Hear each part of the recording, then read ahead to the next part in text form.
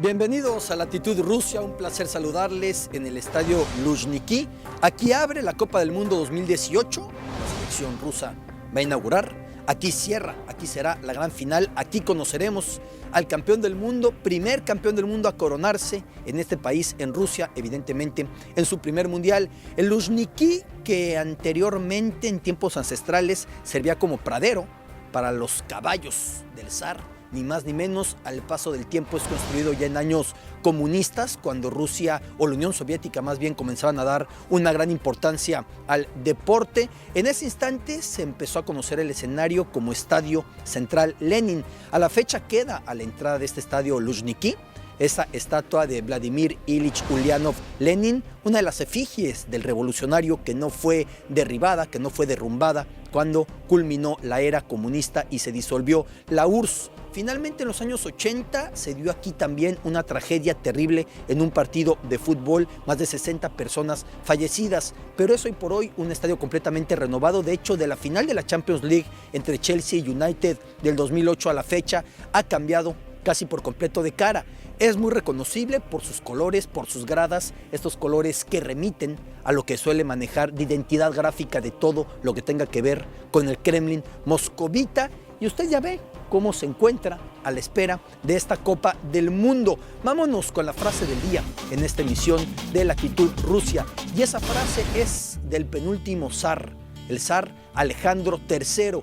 Rusia solo tiene dos aliados, su fuerza armada y su fuerza naval, decía el zar. Este zar también célebre por aquella anécdota en la que se encontraba pescando y apareció un embajador de algún gran país europeo y dijo: cuando el zar ruso está pescando, Europa puede esperar. Dicho lo cual, arrancamos con este Latitud Rusia. Tomamos la mochila y viajamos al suroeste de Rusia, Rostov, su historia, la tradición cosaca, su convulsa frontera. Nos trasladamos en el tiempo hasta 1934 para desmenuzar el papel de Benito Mussolini en el segundo campeonato del mundo. Iremos del Nobel de la Paz, Andrei Sájarov, y el boicot a los Olímpicos de Moscú 80, a las letras de Tolstoy y sus pasiones deportivas, a una de las bandas de rock más importantes que Rusia vio, Kino. Nos vestimos de gala, nos abrochamos los cinturones. Ya comienza Latitud Rusia en Fox Sports.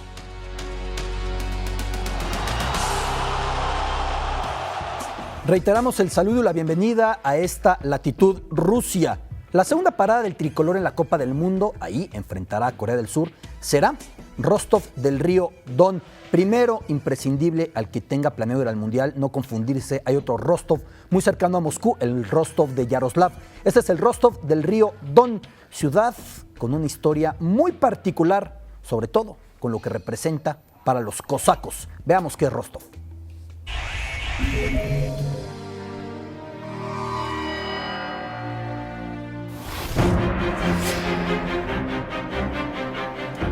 En el río más tranquilo, una historia frenética. Invasiones, rebeliones, conquistas, tragedia y los jinetes más desenfrenados. Todo aquí sobre el río Don, en el corazón de ese brazo estratégico entre Europa y Asia, entre Mar Negro y Mar Caspio, en Rostov.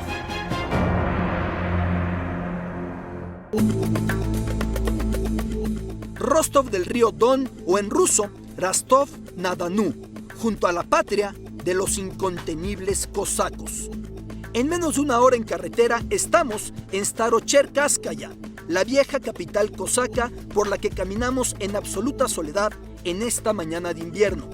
Las casas tradicionales de diseño estratégico para repeler ofensivas, la red de tubería de gas expuesta, algunas fachadas destartaladas, la simbología cosaca siempre integrando la presteza para la guerra y el barril de destilados, como ese vodka casero de 50 grados llamado Samagón. Первый тайм вы болеете за Мексику, второй за Россию. Que tengamos la final entre México y Rusia. Правильно. Точно. Спасибо. Всё хорошо. Luego de ese trago, el frío se siente menos, ¿cómo no? Continuamos la caminata hacia la Catedral de la Resurrección. Ahí se exhiben todavía trofeos de guerra con los turcos, además de una inexplicable pero amenazante cara roja que nos contempla desde su techo, todo envuelto en el culto a la vieja figura del atamán o líder cosaco. A la menor provocación y sin la menor petición, ya me disfrazaron de cosaco con todo y el símbolo del poder del atamán, del líder de las brigadas cosacas de los Ares, la espada, y al fondo incluso la bandera cosaca. Sentido de pertenencia muy profundo aquí en el Don, aquí, en esta patria de los llamados jinetes libres, personas libres, los cosacos. Los cosacos del Don constituían la tropa más voraz del ejército zarista. Hasta París tomarían al derrotar a Napoleón, como se recreó a 200 años de ese episodio.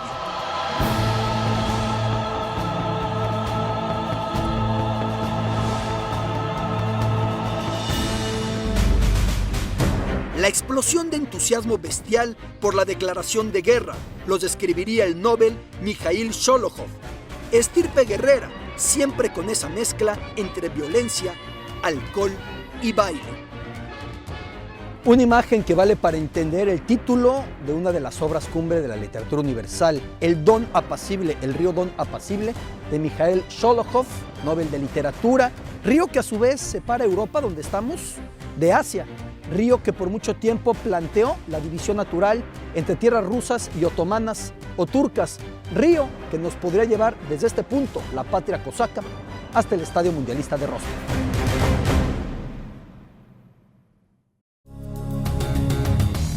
Sobre el río contemplamos la cancha en la que el Tri enfrentará a Corea del Sur, viejas fábricas del periodo comunista, pescadores, una cafetera oportunamente conectada a la planta eléctrica y muchísimos pendientes en torno al estadio. Aunque el tiempo le ganó a esta sede de Rostov, seguramente estará en punto para la Copa del Mundo. Los alrededores son el principal de los problemas. Uno de los factores que propiciaron la demora fue que en este terreno, bajo este imponente estadio, aparecieron bombas no detonadas de la Segunda Guerra Mundial. Estadio cuyas estructuras superiores buscan recrear ese apacible oleaje del río Don, al que se refiriera en su obra maestra Sholokhov.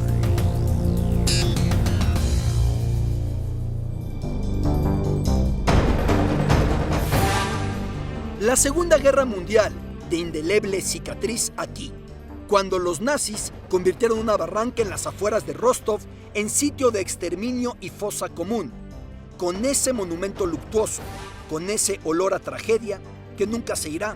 Zmievskaya Balka estremece. Llueve en Rostov del río Don, y mientras llueve y caminamos por este lugar, nos cuesta encontrar las palabras correctas para describir esta atrocidad. A principios de agosto de 1942, solo 2 días tomó consumar el asesinato aquí de 27,000 personas, la mayoría de ellas de religión judía. 27,000 civiles, niños, mujeres, ancianos, todos aquí, en esta masacre consumada por el ejército nazi.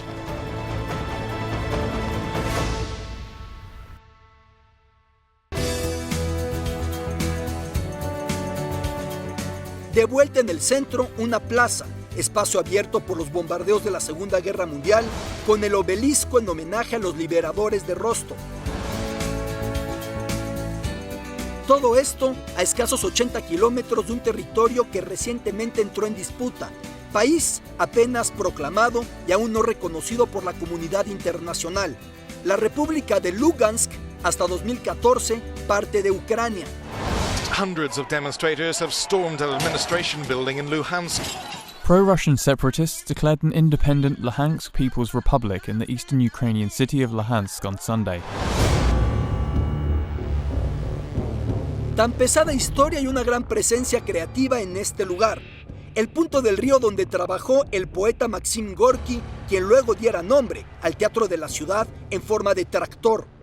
La casa en la que vivió el Nobel Alexander Solzhenitsyn antes de su envío a Siberia. El punto donde escribiera Anton Chekhov, honrado con esta estatua y calle. De ahí al legado científico. Una juguetería ocupa hoy el viejo estudio del Nobel de Medicina Iván Pavlov, pionero del condicionamiento clásico tras sus experimentos con animales. Bueno, incluso el homenaje a Masha y el oso, esa caricatura rusa que ha dado la vuelta al mundo.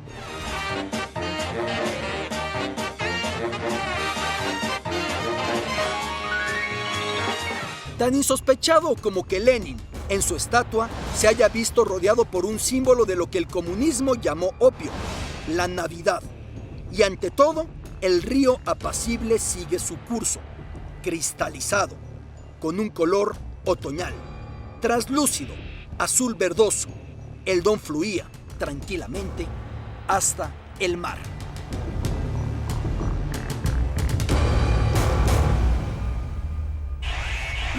Eso fue Rostov del Río Don, y allí estará la selección mexicana. Una ciudad diferente, con una belleza diferente. No se puede decir que sea arquitectónicamente de lo más bonito, lo más colorido de Rusia, no, ni por mucho, aunque sí, usted ya vio la tradición, el lado trágico, el lado cosaco, y cuántas caras literarias tiene Rostov del Río Don. La semana pasada, en el programa debut de Latitud Rusia, compartíamos algo que generó gran impacto, y según lo que ustedes plantearon en redes sociales, con mucho gusto podemos colocar aquí más de los huskies siberianos con los cuales estuvimos allá en Yekaterinburg en el inicio de Siberia. Un recorrido en trineo con estos huskies, y vale la pena, ya que usted lo pidió, por supuesto que escuchamos, esto es un diálogo abierto, platicar más sobre estas bellezas para comprender por qué decía entonces en el reportaje en Yekaterinburg que el husky siberiano es el mejor amigo del hombre en la vastedad siberiana. A ver esto. Pueden recorrer hasta 160 kilómetros por día. Durante la Segunda Guerra Mundial eran utilizados, y con muchísimo éxito, para búsqueda y rescate, con una herramienta idónea para esas dimensiones, para esas proporciones territoriales de Siberia. El aullido del husky siberiano puede escucharse a 16 kilómetros de distancia. ¿Cómo resisten esas temperaturas tan frías mientras los vemos y los disfrutamos y se antoja seguirlos acariciando? Sobre todo resisten gracias a su doble pelaje. El husky siberiano, que apenas llegara a nuestro continente América hace unos 100 años. Obviamente lo hizo por Alaska, vecina, cruzando el estrecho de Bering, de Siberia, de la patria de este espléndido husky.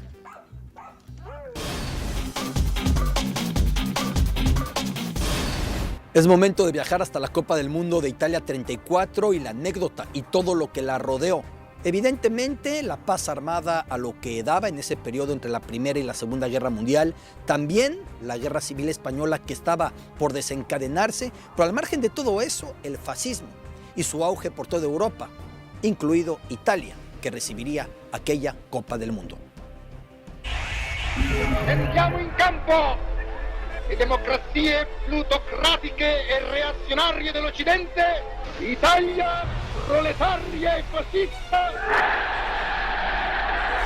El menos futbolero de los líderes políticos que Italia haya tenido en el último siglo, y sin embargo, el que mayor uso político dio al fútbol.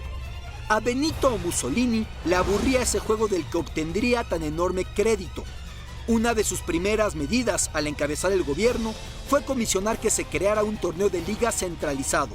Así nació la Serie A, ya profesional, a fines de los años 20. Así se mantuvo el nombre del calcio fiorentino para llamar a ese deporte y pulirlo de influencias extranjeras. En un país con escaso medio siglo de unificación y numerosos desencuentros, del uniforme azzurro tenían que emanar unión y orgullo nacional. Como dijera el artista del siglo XIX, Massimo d'Azeglio, hemos creado Italia, ahora necesitamos crear a los italianos. Stillschweigen übergeht, sondern sie löst. Así que cuando en 1932 se buscaba sede para el Mundial, Italia ofreció montos y condiciones que la FIFA jamás imaginó. El segundo torneo sería bajo el paraguas fascista. Los partidos iniciarían bajo clamores de Italia Duce, cargo de honor de Mussolini. El saludo fascista se vería por doquier. Miles de camisas negras, la tropa más leal a Benito, tomarían las gradas. Y claro, con el Duce en el palco de honor. Como añadido, el estadio de Turín se llamó Benito Mussolini y el de Roma, Estadio del Partido Nacional Fascista. El seleccionador Vittorio Pozzo se sumó a la tendencia y comenzó a referirse a sus jugadores como soldados, al partido como batalla, al torneo como la guerra. Al convocar a los oriundi, cracks argentinos de ascendencia italiana, recurrió a una analogía militar. Si pueden morir por Italia, pueden jugar para Italia.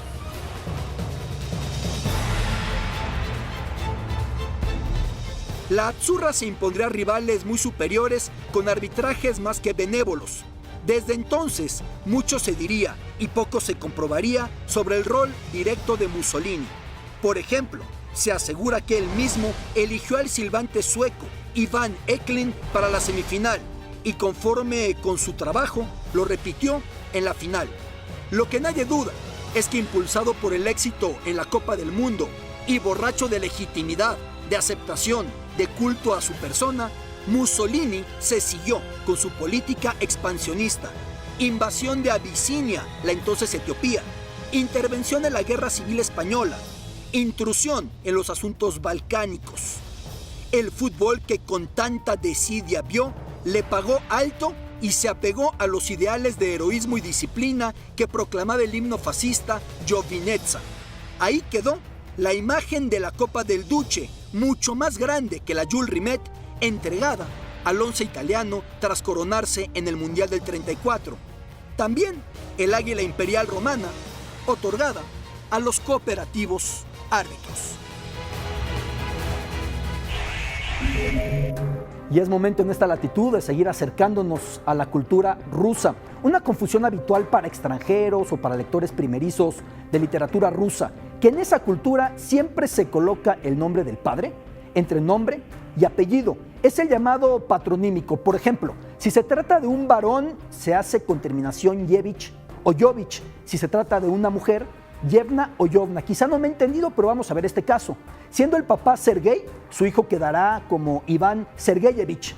Siendo el papá Sergei, pero con una hija, ella quedaría, por ejemplo, como Natalia Sergeyevna. Pensemos en Iván Ilich. El libro de León Tolstoy habla de Iván, hijo de Ilia, por eso queda Ilich el patronímico. O en el actual presidente, Vladimir Vladimirovich Putin, al llamarse igual que su padre.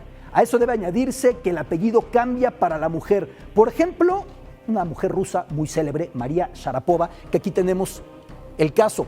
María Sharapova, cuyo padre se llama Yuri Sharapov, María Yurievna Sharapova, es decir, Sharapov convertido a mujer con esa A al final, y por supuesto Yurievna como Yuri, como su padre, si tiene un hermano, sería Yurievich. Es muy complicado, pero a ver, otro ejemplo aquí en el staff, nuestro gran realizador, Jonathan. A ver, Jonas sería Jonathan Karliovich porque su padre es Carlos. Si usted se confunde, bueno, para los rusos es medular, siempre entre nombre de pila y apellido tiene que ir el patronímico y el nombre formal y la manera de llamarle y el nombre laboral siempre es así, como nuestro compañero que sería Jonathan Karliovich Rivera.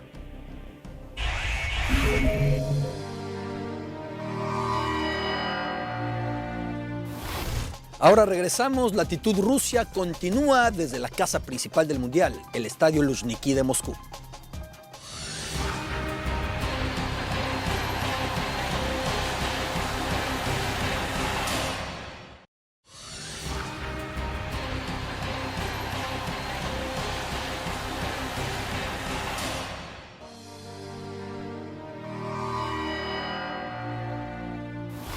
Continuamos en el Estadio Luzhniki, aquí en Latitud Rusia, y momento de pasar a la curiosidad respecto a este inmenso país. ¿Qué le parece lo siguiente?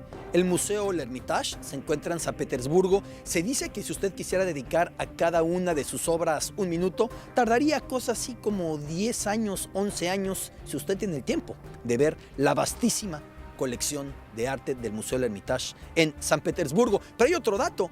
Hay una armada que no es de personas, son 70 gatos ocupados y cualificados para combatir todo ataque de roedores en contra de las obras de arte, la armada de los gatos en el Museo El Hermitage.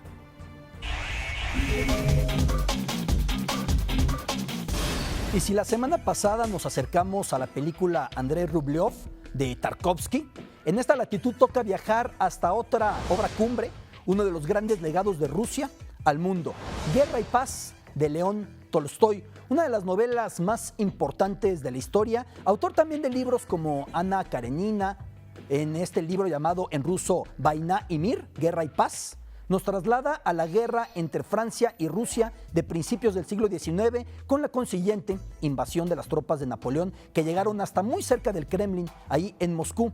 Esa belleza, esa crudeza, ese apego a la historia a través de la vida de 5 familias, sobre todo el conde Pierre Kirilovich Belyukov, adaptada en múltiples ocasiones al cine, al teatro. En Occidente se hizo célebre la versión de 1956, dirigida por King Vidor, con Henry Fonda, Audrey Hepburn, Anita Ekberg. Now you will see it all. The overwhelming spectacle of Moscow in flames. The death march through the white hell of Russian winter. History's most awesome panorama in the motion picture of the century.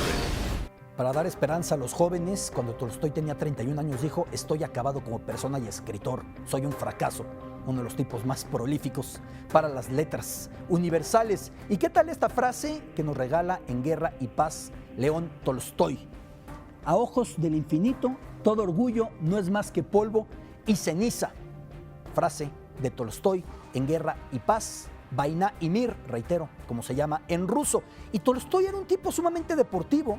De hecho, encontramos lo siguiente en su casa en Moscú. Tolstói y sus 2 pasiones, la de siempre en este estudio en Moscú, escribir.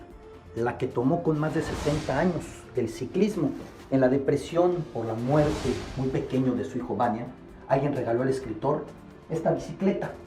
Tanto se metería al mundo del ciclismo que terminaría por encabezar honorariamente la Federación de Ciclistas Rusos. Y a un costado también esas pesas. Y es que los ejercicios que en Ana Karenina efectúa el personaje Konstantin Levin son los mismos que el escritor, jinete, acróbata, gimnasta, cazador efectuaba a diario. Y cerramos esto con la ficha, obras cumbre, Guerra y Paz, Ana Karenina, la muerte de Iván Ilich. De familia aristocrática, llevó al máximo el realismo ruso en el siglo XIX, gran influencia de Tolstói en movimientos contra la violencia y por la paz. En el siglo XX, él fue León Tolstói. En la emisión anterior de Latitud Rusia compartíamos lo relevante que es y cómo en ninguna casa rusa puede faltar el samovar, o pronunciado en ruso el samavar. Se traduce como autohervidero y sirve para preparar el té, o como los rusos le llaman a su té negro, el chorny chai. Pero muchos me decían en redes sociales, ¿y cómo funciona? Con gusto aquí se los compartimos, ya que nos trajimos este hermoso dispositivo desde Moscú.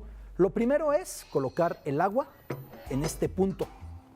En la antigüedad se solía poner en su interior un cilindro con leña para calentar. Hoy por hoy la mayoría suelen ser eléctricos. Posteriormente, en esta jarrita se va a colocar la infusión y finalmente se mantiene ahí caliente la jarra, y cuando ya ha hervido y estamos listos, bajamos la jarra, la destapamos y entonces sí, abrimos para tener nuestra preparación de el té a la rusa. Es el samovar. Era imprescindible añadir a esta escenografía el azúcar, porque vaya que lo toman muy azucarado. 3, 4 cucharadas o mucha miel se le suele añadir. Quizá por el crudo invierno que llega al común de los puntos de Rusia, el mismo cuerpo suele pedir una alta carga de calorías, y el chorny chai a la rusa, el té negro a la rusa, es muy azucarado.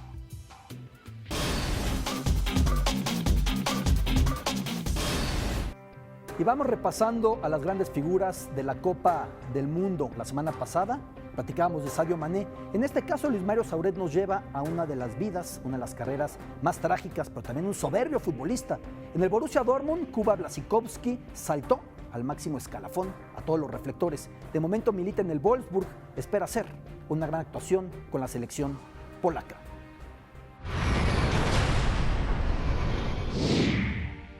Jugaba con bloques y la ventana estaba abierta. De pronto, escucho una conversación. Sé quién habla. Me congelé mientras oía la discusión. Un insulto y un grito. Corrí hacia allí. Vi a mi madre en una zanja y del otro lado a mi padre alejándose del lugar.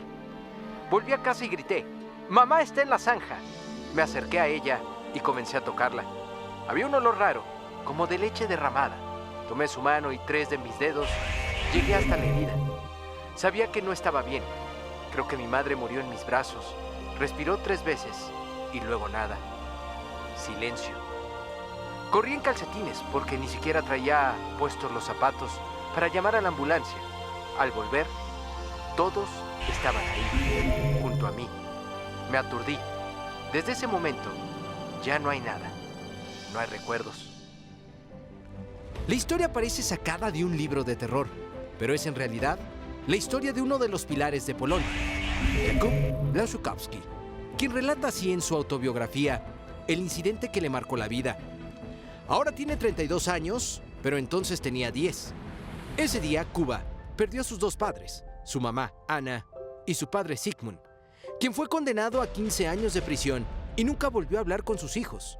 A Kuba le costó sobreponerse, 5 días encerrado en su cuarto, terapias. El otro factor para salir del hoyo fue, por supuesto, el fútbol. Su tío también estuvo involucrado, el exjugador profesional Jerzy Przezek, quien lo regresó a las canchas cuando el ahora mediocampista ya se había rendido e incluso intentó suicidarse a los 14 años.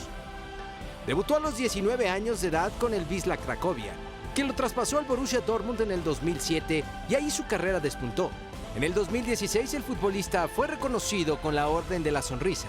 Al final, la vida le pagó el sufrimiento. Hoy, él mismo se considera un hombre feliz.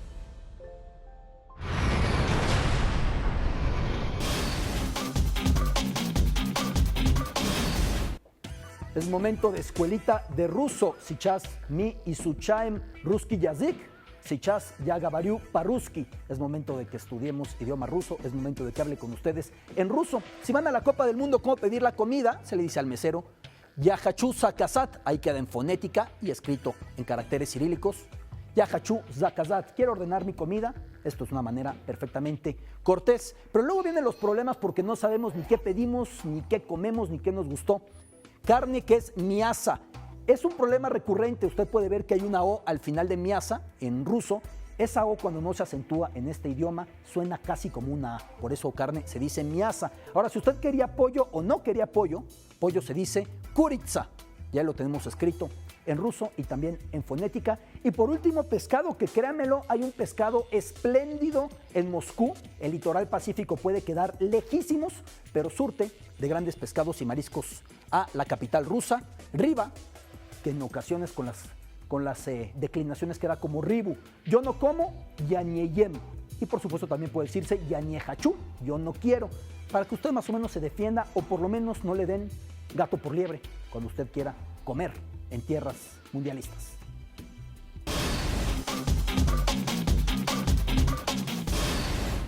Y si en la actitud Rusia de la semana anterior pudimos ver a Yuri Gagarin, de los hijos prodigios de la Unión Soviética, ahora vamos con alguien que comenzó como tal y terminó como lo opuesto. Andrei Sájarov alcanzó máxima relevancia en dos facetas de su vida. Primero, como hombre de ciencias, físico nuclear fundamental en la carrera armamentista de la Guerra Fría. Después, como activista por los derechos humanos, luchando por generar conciencia de la amenaza detrás de ese mismo desarrollo nuclear. De hijo prodigio de la URSS, pasaría pronto a disidente. En el 75 se le otorgaba el Premio Nobel de la Paz, aunque no se le permitía viajar para recibirlo.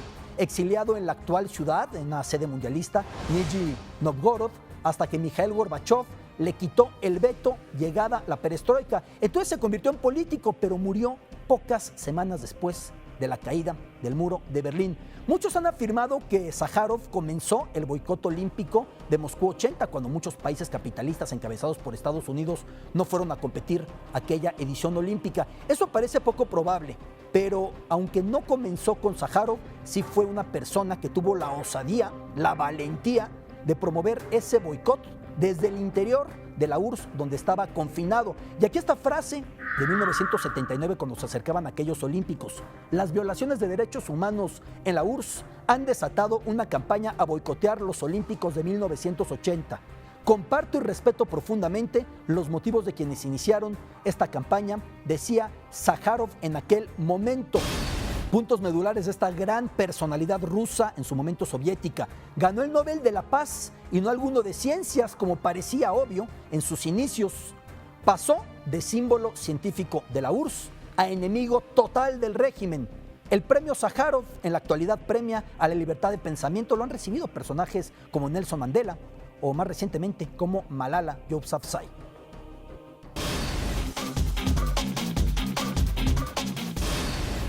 Insisto, todo el tiempo en la actitud Rusia pretendemos compartir lo que Rusia ha aportado en su momento a la Unión Soviética, lo que Rusia ha vivido en todo sentido. Pero hay un instante del programa que concedemos a la manera en la que Occidente se ha permitido ver, colocar estereotipos sobre los rusos, sobre los soviéticos. Para muchos, la mejor chica Bond de la historia, Ksenia Onatop, exsoviética, lleva al límite a James Bond, aquel James Bond protagonizado por Pierce Brosnan, en GoldenEye o El Ojo Dorado. No solo es muy atractiva y también es muy sensual, sino que también tiene un particular gozo cada que asesina Ksenia Onatop. Como suele suceder, no se trató de una actriz rusa o de la ex Unión Soviética, era Franke Janssen, holandesa. Ksenia aparece en la primera entrega del Agente 007 tras la disolución de la URSS. Ahí se ve a una rusa ya como amiga de James Bond, pero también aparece Ksenia como gran rival, como gran amenaza del Agente 007. Muestra en esa ficción occidental que todavía se tenía que seguir temiendo a los exsoviéticos, aunque la URSS hubiese caído.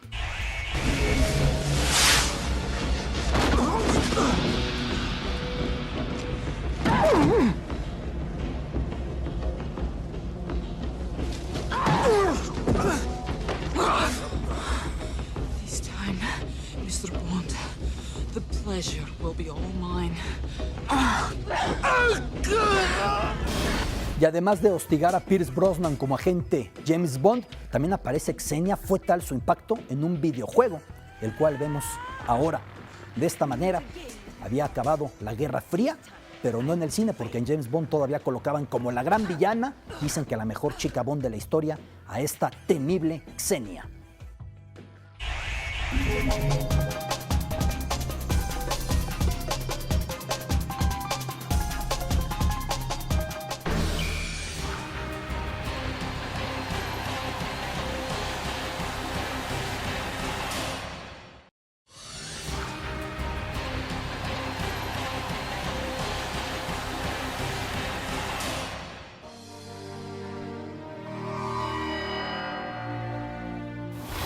Y la figura de aquel Mundial de Italia 34 fue Giuseppe Meazza, mejor conocido como Peppino Meazza. Elegante, no solo contundente. Decían que su estilo de juego era completamente acorde a su natal Milán, de esa alta costura, de ese diseño, de esa delicadeza, ese sabor milanés. Giuseppe Meazza, el héroe italiano en Italia 34. ¿Ahora hasta juega el Balila? Fue la incrédula voz que se escuchó en el vestuario del Inter al anunciarse que ese flacucho de 17 años, descartado por el acérrimo rival, el Milán, precisamente por su apariencia quebradiza, iba a debutar.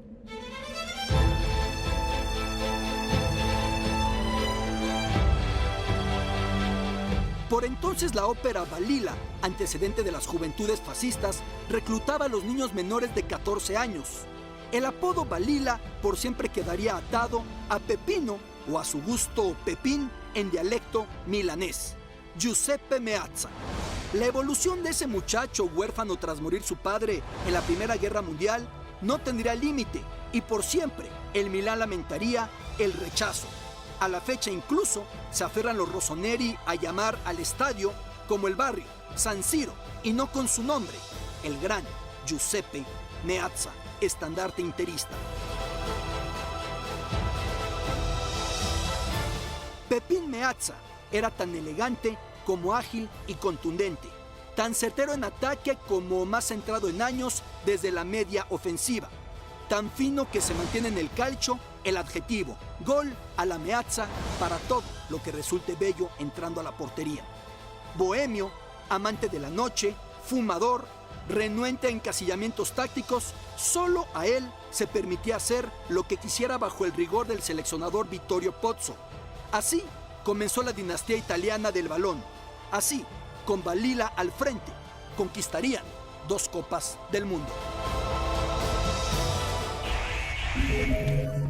A explorar esa relación entre México y América Latina con Rusia o en su momento la Unión Soviética. Uno de los más grandes cineastas de la historia, Sergei Eisenstein, viajó a México en 1930 pensando en consumar su proyecto más grande, de nombre Que Viva México. Pretendía reflejar desde la cultura prehispánica hasta la entonces muy reciente Revolución Mexicana. Tras filmar unas 40 horas de material, el proyecto fue interrumpido y abandonado por varias razones: por falta de presupuesto, por lo que estaba demorando, por el acceso a Estados Unidos que se había prohibido al cineasta, a Eisenstein, y en Estados Unidos tenía pensado editar, pero también por la exigencia soviética de que el cineasta regresara a Moscú de inmediato y no luciera ante el pueblo soviético como un desertor. Se dice que nunca superaría la depresión por haber dejado inconcluso ese proyecto. Que viva México, o en ruso, Da Zdravствует Мексика.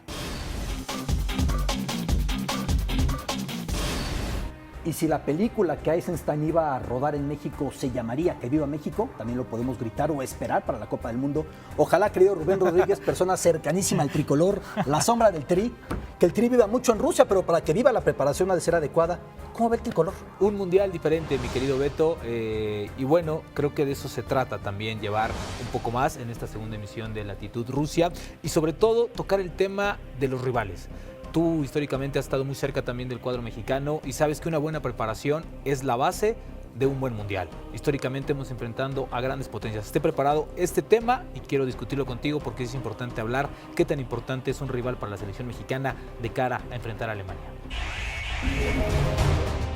Osorio regresó de San Antonio, donde abrirá su calendario este 2018 frente a Bosnia.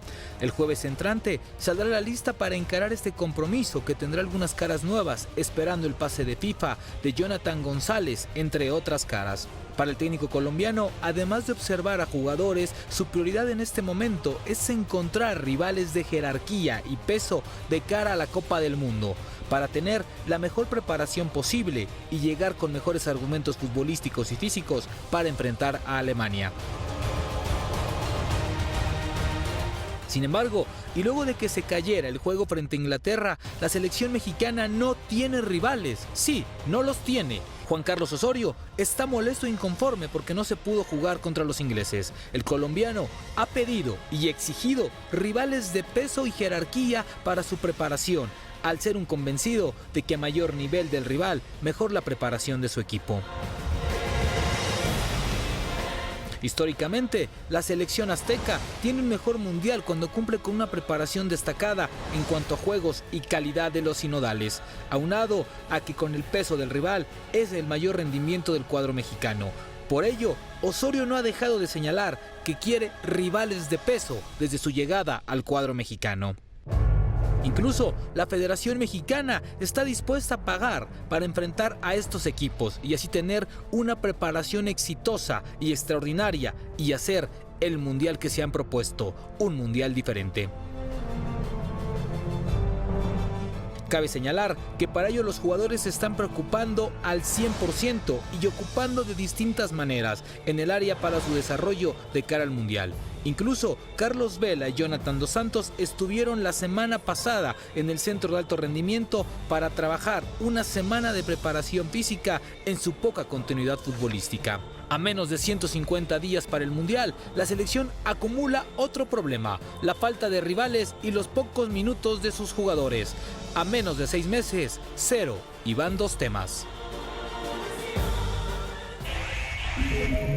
Beto, ahí está el tema, no hay rivales para la selección mexicana, se cayó un partido muy importante y sí me gustaría platicar contigo rápidamente el tema de qué tan importante podría ser una preparación para la selección mexicana si no hay rivales de jerarquía. Y sobre todo pensando en rivales adecuados a lo que el sorteo deparó, ¿no? Sí. Eso es medular. México tuvo la suerte de abrir en Moscú, es una gran comodidad logística, pero luego viene contra quién vas a jugar y en ese limbo se encuentra la selección mexicana de momento. Así Vaya es, tema. El próximo jueves se va a dar a conocer la lista para el partido en San Antonio y creo que Juan Carlos Osorio tiene que tomar muy bien este listado porque yo soy un convencido de que hay jugadores de la Liga Mexicana que necesitan ser vistos y por supuesto confianza.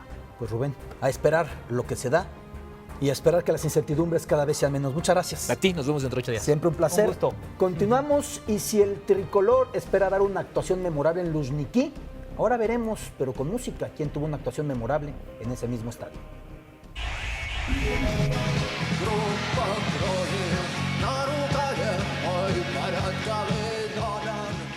y ahora verá a lo que me refería con la cara musical de Luzhniki.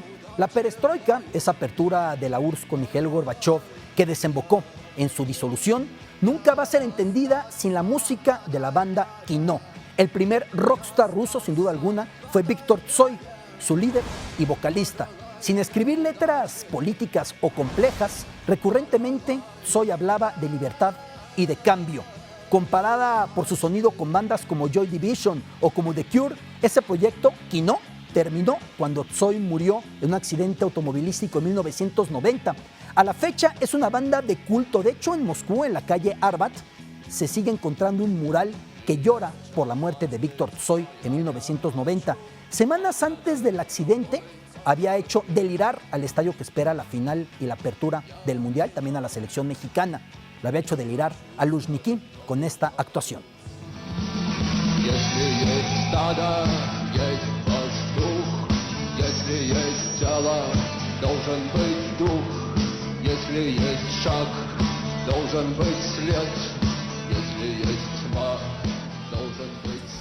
Yo insisto que me suena mucho a Joy Division. Canciones muy célebres, pero sobre todo la siguiente, Peremen, que significa cambio. ¿Y qué dice la canción? Peremen trebuyut nashi seretsa, Peremen trebuyut nashi glasa. Es decir, queremos cambio, exigen nuestros corazones. Queremos cambio, exigen nuestros ojos.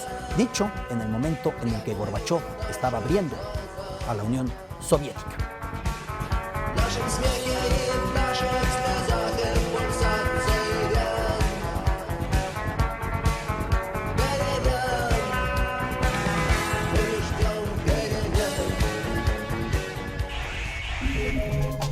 Volvemos tras una pausa al Luzhniki Stadion, al estadio Luzhniki de Moscú.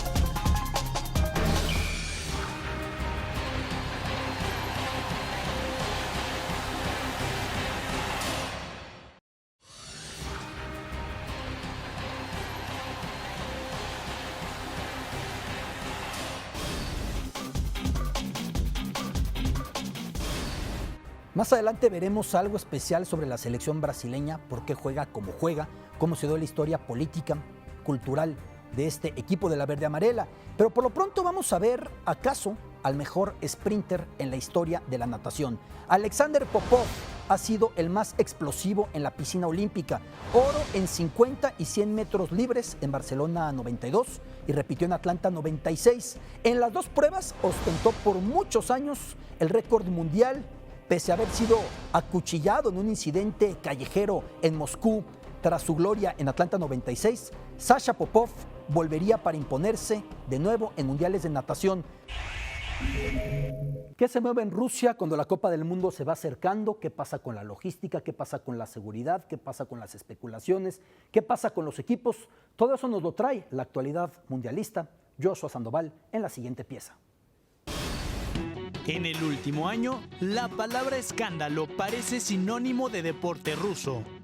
La suspensión del COI al Comité Olímpico Ruso por su sistema de dopaje solo fue el prólogo, o por lo menos así luce a 5 meses de la Copa del Mundo. La nueva página de esta novela es escrita por Grigory Rodchenkov, anterior encargado del control de dopaje en Rusia. Nuestro autor asegura que el país anfitrión planea otro dopaje sistemático. Rodchenkov mantiene que la Federación de Fútbol Rusa cambiará la orina para que la selección pueda sacar ventaja con diferentes sustancias. Aunque el libro también tiene otros colaboradores, como la ministra de Exteriores rusa María Zarakova. Con su pluma redacta que la prensa británica es la culpable de estas injurias y recalca que la experiencia le enseñó la agenda que tienen los medios y que por tal motivo salen estas notas a falta de meses para el Mundial. También está su anexo. Esta vez, la autoría le pertenece al Spartak de Moscú. Los monarcas del balompié ruso utilizaron las redes sociales para compartir un video de sus elementos brasileños acompañados del mensaje: los chocolates derritiéndose al sol. Rápidamente los medios calificaron como racista el escrito y el club borró el tuit, porque la FIFA y Rusia buscan transmitir el mensaje de inclusión. Sin embargo, el personaje menos esperado de la historia hizo reflexionar al mundo entero. fue el futbolista brasileño Fernando. Spartak нету расизма. У нас дружна семья. El lienzo de esta ocasión también incluye historias más amables. El último episodio corre por cuenta de la FIFA. El organismo rector del fútbol comunicó que ya tienen más de 3 millones de solicitudes de boletos para la Copa del Mundo. La convocatoria abrió el 5 de diciembre y si quiere ir al Mundial, tiene hasta el 31 de enero para aplicar y cruzar los dedos para ser parte de Rusia 2018. Por siempre, el símbolo del juego bonito, del juego preciosista, del fútbol arte, la selección brasileña ha tenido momentos en los que ha ido contra esa tradición, en los que ha ido contra ese legado. Pero ¿cómo surge? ¿En qué momentos políticos? ¿Qué lo propicia socialmente? ¿Qué tiene que ver, por ejemplo, con el bossa nova? Sobre todo, ¿qué tiene que ver con la capoeira? Esta es otra manera de ver la historia de la selección verde-amarela. Una palabra heredada de la capoeira, ginga.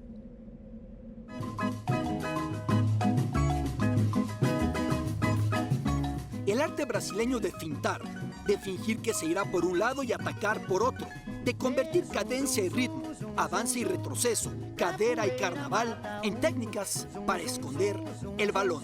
Como el escritor Gilberto Freire planteara ya en 1938, nuestros pasos, nuestros dribles, nuestros engaños, nuestras florituras con la bola tienen una cosa de danza o capoeiraje que marca el estilo brasileño de jugar fútbol.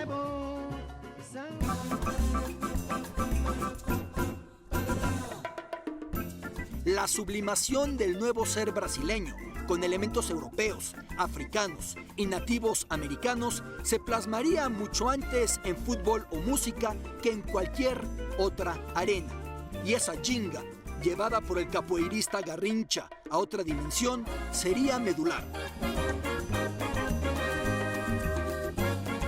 Antes Brasil pretendió jugar con puros blancos. Su primera gran figura, Arthur Friedenreich, tenía el apellido del padre alemán y el color de piel de la madre afrobrasileña. Por ello, se aclaraba el rostro con polvos de arroz para ser aceptado en la cancha.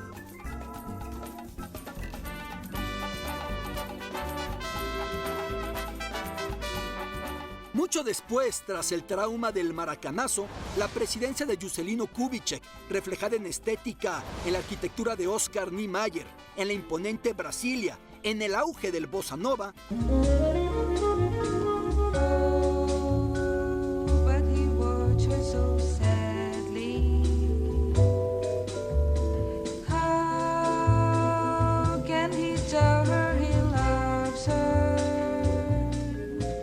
en el Brasil del Mundial del 58 su representación más hermosa.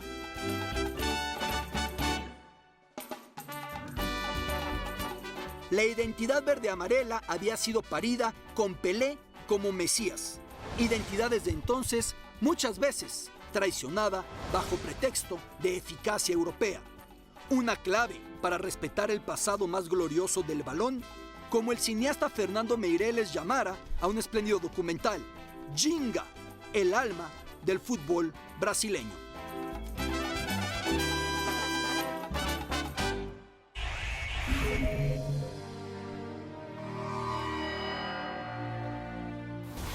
Ha sido un placer compartir con usted esta emisión de Latitud Rusia desde Luzhniki, que como usted puede ver, su césped intenta reemplazar la falta de sol en estos días de crudo invierno, pues con todo ese sistema para darle el calor, para darle la luz a la cancha principal de la Copa del Mundo. En la próxima emisión veremos algo de Francia 38, pero sobre todo del gran Leónidas, el inventor de la chilena.